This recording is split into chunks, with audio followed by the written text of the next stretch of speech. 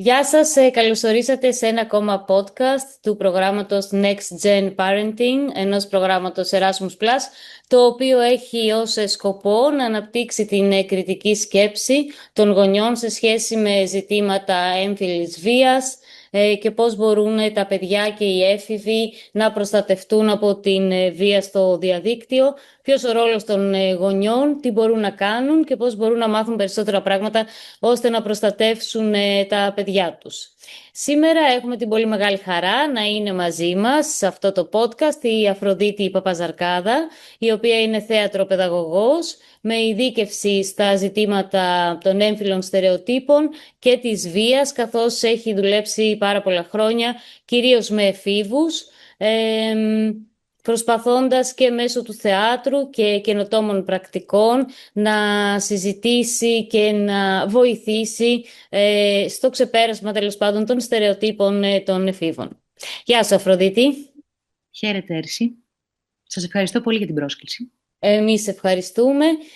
Πάμε λοιπόν λίγο να δούμε το θέμα του σημερινού podcast, το οποίο είναι για το πώς οι πλατφόρμες κοινωνικής δικτύωσης επηρεάζουν τις τάσεις, τις συμπεριφορές και τη διάδοση επιβλαβών συμπεριφορών και περιεχομένου και ποιος ο ρόλος των εφήβων αλλά και των γονιών τους. Ας συζητήσουμε λοιπόν για αρχή ποια είναι τα πιο συνηθισμένα στερεότυπα που προβάλλουν σήμερα τα μέσα κοινωνικής δικτύωσης, τα οποία οι έφηβοι τείνουν να ακολουθούν σε σχέση με τα έμφυλα στερεότυπα και αυτό που λέμε τις έμφυλες νόρμες. Αρχικά να πούμε ότι τα μέσα κοινωνικής δικτύωσης δεν δημιουργούν από το μηδέν τα έμφυλα στερεότυπα, αλλά τα ενισχύουν, τα αναπαράγουν και κάπως τα προσαρμόζουν στη σύγχρονη ψηφιακή κουλτούρα. Οι έφηβοι χρήστες είναι από αυτοί που θα λέγαμε ότι είναι πιο ενεργοί. Οπότε τα πρότυπα συχνά λειτουργούν ως οδηγοί συμπεριφοράς και ταυτότητας. Εντάξει, υπάρχουν πάρα πολλά συνηθισμένα στερεότυπα. Εντάχει, μπορούμε να πούμε ότι είναι τα στερεότυπα εμφάνισης και σώματος. Έχουμε στερεότυπα που αφορούν τους ρόλους της ισχύως και συμπεριφοράς, επαγγελματικών και κοινωνικών ρόλων, υπερπροβολή του lifestyle της ιδανικής ζωής, θα λέγαμε, συναισθηματικής έκφρασης,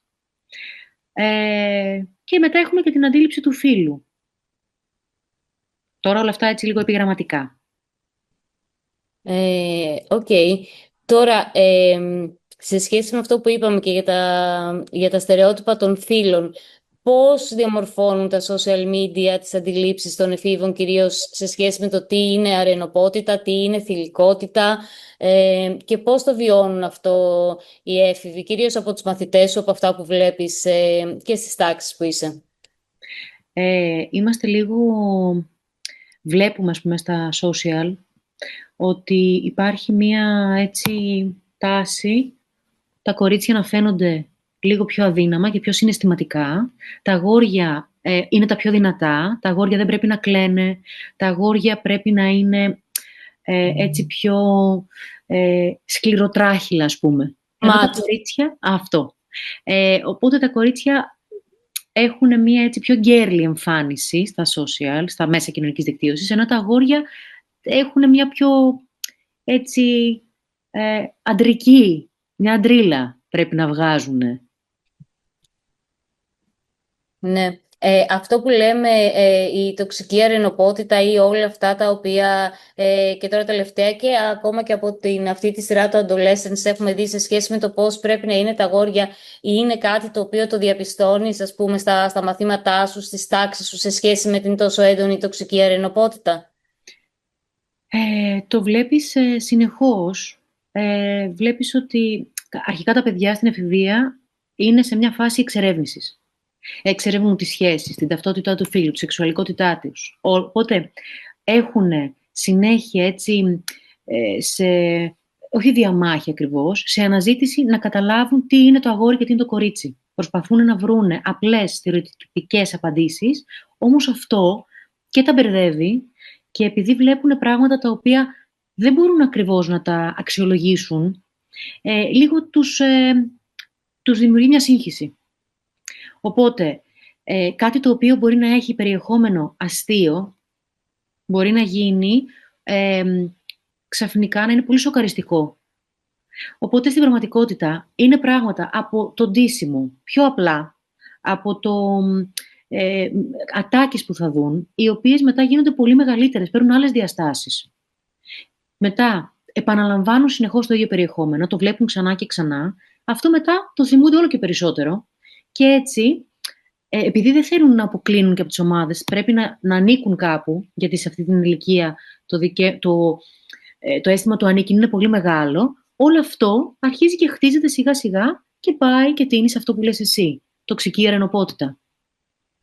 Όταν βλέπουν τα παιδιά ή οι έφηβοι στο διαδίκτυο σεξιστικό περιεχόμενο, το αντιλαμβάνονται, το αναγνωρίζουν ως τέτοιο? Συχνά δεν το αναγνωρίζουν. Αρχικά, μπορεί να το πάρουν σαν αστείο. Υπάρχει μια περιέργεια από πίσω, αλλά μπορεί και να μην ψάξουν παρακάτω για να δουν τι είναι. Για να καταλάβουν ότι είναι σεξιστικό, θα πρέπει και κάπως λίγο κάποιος να τους το πει. Δηλαδή, το περιβάλλον, είτε το σχολικό, είτε η οικογένεια, θα πρέπει κάπως να πάει και να ασχοληθεί λίγο περισσότερο με αυτό, για να τους δείξει ότι αυτό τώρα δεν είναι τόσο αστείο, όσο μπορεί να εμφανίζεται ως αστείο. Επίσης, είναι σχεδόν Ναι. καλυμμένα πάντα αυτά. Δεν είναι τόσο ξόφθαλμα. Οπότε, στην πραγματικότητα, το παιδί, αν δεν έχει κάποιον να του φιλτράρει την κριτική σκέψη, δεν θα μπορέσει να το δει, να το καταλάβει. Και μετά θα το αναπαράγει και αυτό. Ναι.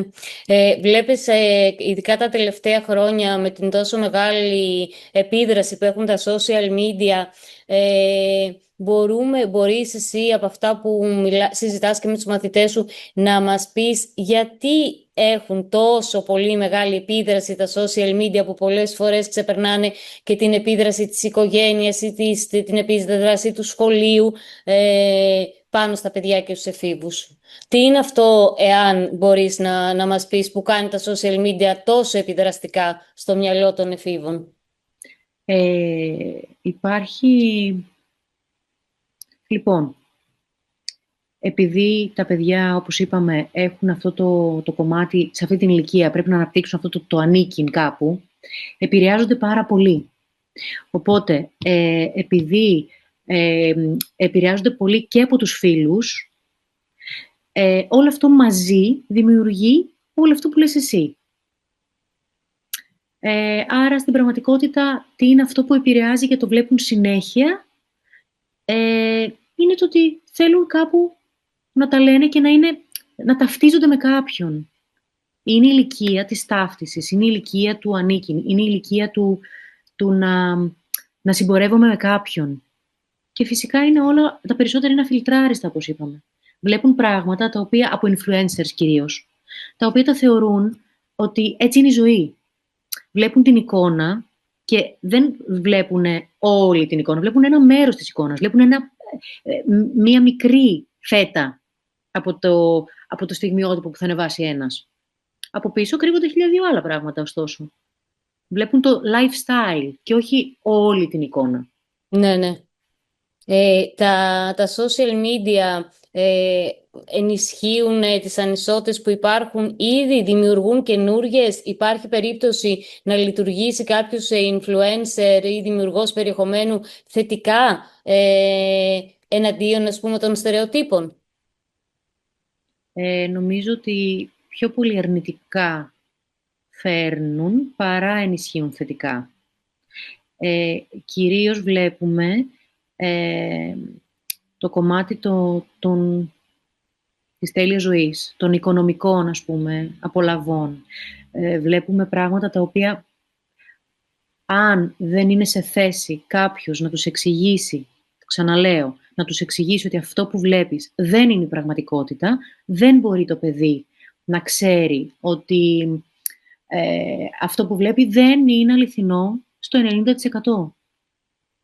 Στο κομμάτι της έμφυλης βίας, βλέπεις εσύ στις τάξεις τα παιδιά να επηρεάζονται από τα social media, δηλαδή είτε να αναπαράγουν συμπεριφορές, αυτό που λέμε με cyberbullying, να το θεωρούν εύκολο να κάνουν cyberbullying, ή από την άλλη να είχες μαθητές, παιδιά τα οποία να έχουν υποστεί τέτοιου είδους bullying και τι συνέπεια είχε αυτό στην ψυχοσύνθεσή τους? Είχαμε σε ένα σχολείο, από αυτά που έχω δουλέψει, ωστόσο σε ένα κορίτσι συγκεκριμένα, με κάποιο φωτογραφικό υλικό που το έχουμε ξανακούσει βέβαια, δεν είναι κάτι καινούργιο αυτό που θα πω, όπου δεν έπρεπε να δημοσιευτεί. Το κορίτσι φυσικά, εκτός ότι τράπηκε πάρα πολύ, άρχισε σταδιακά να κλείνεται στον εαυτό του, μετά έπρεπε να βγει υποστήριξη ψυχολογική, οι γονείς να πάνε αντίστοιχα σε σύμβουλο και να γίνει μια πιο γενικευμένη μετά, έτσι, βοήθεια. Να υπάρξει πιο γενικευμένη βοήθεια. Είναι πάρα πολύ σύνθες το κομμάτι πια, κυρίως στα παιδιά από 11-12 χρονών και πάνω, που χρησιμοποιούν όλο και περισσότερο τα social. Μπορεί να γίνει πολύ καταστροφικό και έχουμε ακούσει πάρα πολλές φορές, στο εξωτερικό κυρίως, να οδηγούνται παιδιά μέχρι και στην αυτοκτονία για πράγματα που τους λένε να κάνουν, γιατί από πίσω δεν ξέρουμε ποτέ, στην πραγματικότητα, δεν ξέρουμε ποτέ. Πολλές φορές το παιδί δεν ξέρουμε ποιο μιλάει. Γιατί η ταυτότητα του χρήστη μπορεί να είναι εντελώς άσχετη. Θεωρητικά είναι ένας 15χρονος αντίστοιχα συνομήλικος και μπορεί να είναι ένας 50χρονος, μπορεί να είναι 1002 από πίσω. Όπου φυσικά οι γονείς, αν δεν μπορέσουν να δούνε ποιος κρύβεται από πίσω ή και το παιδί να καταλάβει, που συνήθως τα παιδιά δεν μπορούν να το αντιληφθούν, μετά μπορεί να έχει πολύ ολέθριες συνέπειες. Τώρα, σε σχέση με όλα αυτά που συζητάμε, οι γονείς ρεαλιστικά τι μπορούν να κάνουν, πώς μπορούν να ελέγξουν το περιεχόμενο που καταναλώνουν τα παιδιά τους, πώς μπορούν να διασφαλίσουν και την ψυχική υγεία των παιδιών, μπορούν να περιορίσουν την ελευθερία των παιδιών σήμερα στα social media που όλοι οι έφηβοι είναι με ένα κινητό ή online συνεχώς. Ρεαλιστικά τι μπορεί να γίνει και τι σου συζητάνε οι γονείς όταν συζητάς με τους γονείς των μαθητών σου?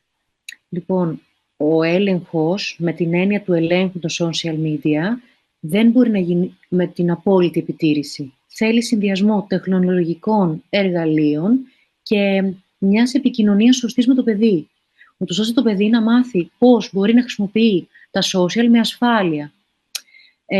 Υπάρχουν βέβαια κάποια εργαλεία ενσωματωμένα, τα οποία στα κινητά και σε apps, όπου μπορούν να βλέπουν πρώτον το χρόνο χρήσης και να βάζουν και τα όρια. Και να λένε, ας πούμε, θέλω να μπει στο TikTok ή όχι. Θέλω να έχει το Viber ή όχι. Και επίσης υπάρχουν και περιορισμοί μηνυμάτων, πέρα από το χρόνο, το όριο, το χρονικό. Υπάρχει φιλτράρισμα και ασφάλεια περιεχομένου, δηλαδή να πατάνε ενεργοποίηση, restricted mode ή ανοιχτού προφίλ ή περιορισμός ποιος θέλουμε να δει το προφίλ του παιδιού. Και φυσικά υπάρχει και η συζήτηση που πρέπει να μπουν τα όρια μεταξύ των παιδιών και των γονιών. Όχι μόνο με τις πλατφόρμες. Εκτός από το κομμάτι των social media, για να πάμε ας πούμε και σε ένα βήμα πιο εσωτερικό, οι γονείς οι ίδιοι αγχώνονται ας πούμε γι' αυτό, θεωρούν ότι είναι κάτι το οποίο πραγματικά επηρεάζει πολύ τα παιδιά τους, δηλαδή οι γονείς πώς το βιώνουν όλο αυτό, γιατί είναι και γονείς οι οποίοι δεν έχουν μεγαλώσει μέσα στον κόσμο με τον social media τόσο όσο αυτή η γενιά για την οποία συζητάμε. Υπάρχουν γονείς οι οποίοι θεωρούν κάπως δεδομένο και κάπως, ας πούμε, όχι μόνο δεδομένο, ότι το παιδί, λόγω της ηλικίας και λόγω του ότι όλοι έχουν κινητά, όλοι έχουν social, θα έχει και το παιδί μου, άρα τι μπορώ να κάνω. Υπάρχουν και άλλοι γονείς που είναι εντελώς αποτρεπτικοί και δεν επιτρέπουν στο παιδί καν να έχει κινητό μέχρι την ηλικία των 12-13 χρονών. Ναι. Βέβαια, η πλειοψηφία είναι η πρώτη κατηγορία και όχι η δεύτερη. Γιατί σου λέει, θα πρέπει να βρω το παιδί μου, το παιδί πάει στο πάρκο, το παιδί πάει σε ένα πάρτι. Άρα, το χρειάζονται για άλλη. Ναι. Ακριβώς, ασφάλειας. Ωστόσο, οι περισσότεροι αρχίζουν και επηρεάζονται σιγά-σιγά, νομίζω, επειδή ακούμε κάποιες ακρότητες, όπως αυτά που λέγαμε πριν.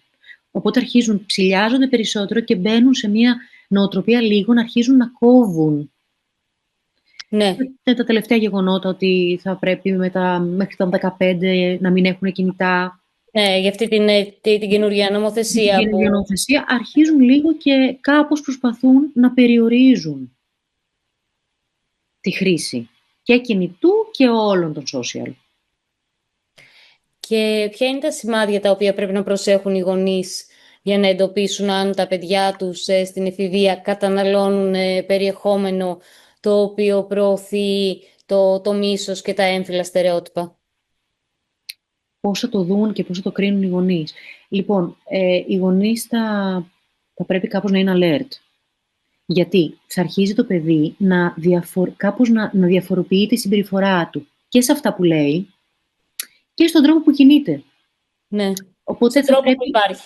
Που είναι όλη η ύπαρξή του θα αλλάζει σταδιακά. Οπότε θέλει πολύ παρατήρηση για να καταλάβει ο γονιός ότι τώρα, ας πούμε, τα αστεία του μπορεί να αλλάζουν σιγά-σιγά. Ακόμα Ναι. και οι φίλοι του μπορεί να αλλάζουν. Και ξαφνικά, ενώ το παιδί είχε άλλου είδους φίλους, να βλέπεις κάτι εντελώς διαφορετικό από αυτό που είχε συνηθίσει το παιδί σου. Άρα θέλει παρατήρηση. Και όσο μπορούμε, τους φίλους να παρατηρούμε, όχι μόνο το παιδί μας. Ναι.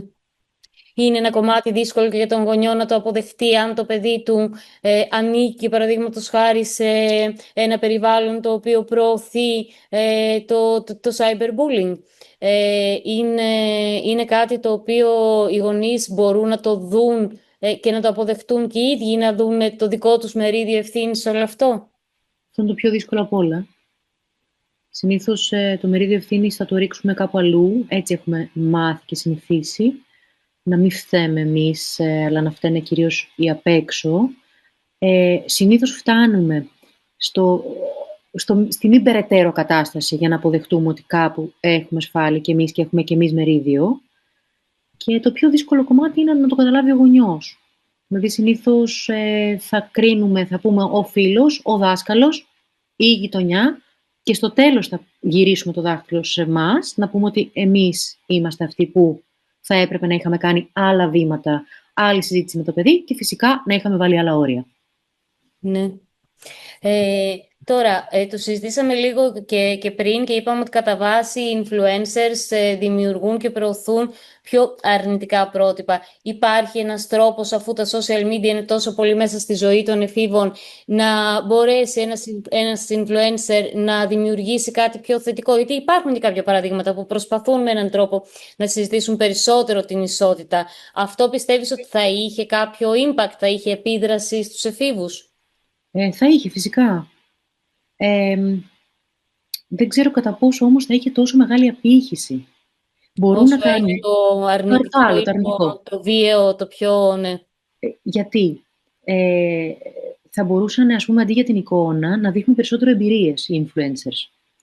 Σπουδές, δουλειά, ψυχική υγεία, πρακτικές συμβουλές, πραγματικές στιγμές ζωής και όχι την τέλεια εικόνα που δείχνουν οι περισσότεροι. Και επίσης θέλει ειλικρίνεια αντί της τελειότητας.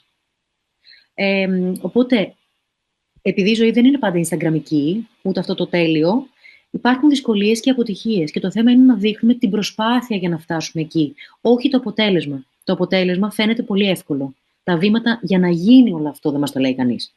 Οπότε, για να έχει θετική επιρροή και να μην είναι μόνο απλά τάσεις, χρειάζεται να προωθούν σεβασμό και να μιλούν για ασφάλεια online και οι ίδιοι influencers. Να στηρίζουν κοινωνικά θέματα. Όχι μόνο ρούχο, μαλλί, νύχι, να μιλάνε για το bullying, να μιλάνε για το περιβάλλον. Και φυσικά να υπάρχει διάλογος. Όχι μονόλογος. Οι influencers κυρίως μονολογούν. Αυτό κάνουν. Δίνουν απαντήσεις χωρίς επικοινωνία με τους followers. Υπάρχει ένας influencer που απλά μιλάει. Δεν γίνεται διάλογος, γίνεται μονόλογος. Και όσο μεγαλώνει η επιρροή, μεγαλώνει και η ευθύνη, όπως είπαμε και πριν. Οπότε, αν ενισχύουμε την αυτοπεποίθηση και όχι την ανασφάλεια, θα μπορούσαμε να πούμε ότι θα είχαν και πιο θετικά και όχι μόνο αρνητικά, ας πούμε, να επηρεάζουν. Το σχολείο, τι μπορεί να κάνει, τι μπορεί να διδάξει το σχολείο σε σχέση με τους κινδύνους που υπάρχουν στα social media, συζητιέται στο σχολείο ποτέ το περιεχόμενο που καταναλώνουν τα παιδιά? Γίνονται προσπάθειες ώστε να ενημερωθούν τα παιδιά για το περιεχόμενο αυτό το οποίο προωθεί τη βία μεταξύ των φύλων? Γίνονται συχνά δράσεις, ωστόσο θα πρέπει να γίνουν και πιο γενικευμένες, ακόμα περισσότερο. Όμως, μία φοβερή ατάκα είναι πολύ συνηθισμένη, την οποία την ακούς και μεταξύ των παιδιών, είναι η εξής. Όταν κάποιος στο διαδίκτυο θα σου πει αυτό μην το πεις του γονιό σου, είναι μυστικό. Ή αυτό κράτα το για σένα. Είναι κάποιες λέξεις, κάποια σαν κωδική μπορούμε να πούμε, Ναι. που αυτή από πίσω δεν θα είναι ο φίλος σου. Αυτό το να υπάρχει ένα μυστικό από το γονιό, δηλαδή δεν θα το πεις στο γονιό σου αυτό και έλα να βρεθούμε. Ή δεν θα πεις αυτό θα είναι το μικρό μας μυστικό γιατί είσαι ξεχωριστός. Όλα αυτά παραπέμπουν σε κάτι διαφορετικό. Δεν είναι κάτι καλό. Γιατί αν ήταν καλό δεν θα είχα λόγο να το κρύψω. Άρα υπάρχουν τρόποι να προστατευτεί το παιδί, αρκεί κάποιος να το πει όλα αυτά. Και το σχολείο τα λέει. Δεν είναι ότι δεν τα λέει. Από τις τάξεις σου εσύ βλέπεις μεγάλη πολεμική εντός εισαγωγικών και στην κανονική ζωή, μέσα στο σχολείο, στα μαθήματα, ανάμεσα στα αγόρια και τα κορίτσια. Βιώνουν δηλαδή τα κορίτσια αυτήν την έμφυλη βία? Ναι. Αρχικά είναι η εικόνα που λέγαμε πριν. Το κορίτσι πρέπει να είναι συναισθηματικό ή είναι συναισθηματικό, μπορεί να κλαίει, το αγόρι απαγορεύεται να κλαίει, απαγορεύεται να δείχνει συναίσθημα. Το κορίτσι είναι καλή μαθήτρια σε σχέση με το αγόρι. Το κορίτσι είναι προσεκτικό, το αγόρι θα είναι το ζωηρό. Όλα αυτά δημιουργούν αυτά που περιγράφεις μετά. Κάποια τέτοια μικρά, τα οποία μετά γίνονται μεγαλύτερα. Ναι. Και εξαπλώνονται κοινωνικά. Και εξαπλώνονται κοινωνικά, ναι. Αλλά υπάρχει πολύ έντονο. Και εννοείται το κορίτσι πρέπει να δείχνουν ότι προσέχει πάρα πολύ την εμφάνισή του, ενώ το αγόρι λιγότερο, αν και αρχίζει να αλλάζει και αυτό πάρα πολύ. Οπότε και τα αγόρια αρχίζουν μέσω των social να προσέχουν πάρα πολύ τον εαυτό τους. Βλέπεις γενικά ότι το κομμάτι της έμφυλης βίας ξεκινάει από αυτά τα που το λες κάπως αθώο, αλλά δεν είναι. Μάλιστα. Ευχαριστούμε πάρα πολύ για την κουβέντα. Σε ευχαριστούμε πάρα πολύ, Αφροδίτη. Κι εγώ. Για τις γνώσεις σου που τις μοιράστηκες μαζί μας. Μπορείτε να παρακολουθήσετε τα podcast του Next Gen Parenting στο κανάλι μας στο YouTube με διάφορες θεματικές, πάντα φυσικά γύρω από το ίδιο θέμα, την ενημέρωση των γονιών, την κριτική σκέψη σε σχέση με τα social media. Ευχαριστούμε πάρα πολύ που μας παρακολουθήσατε.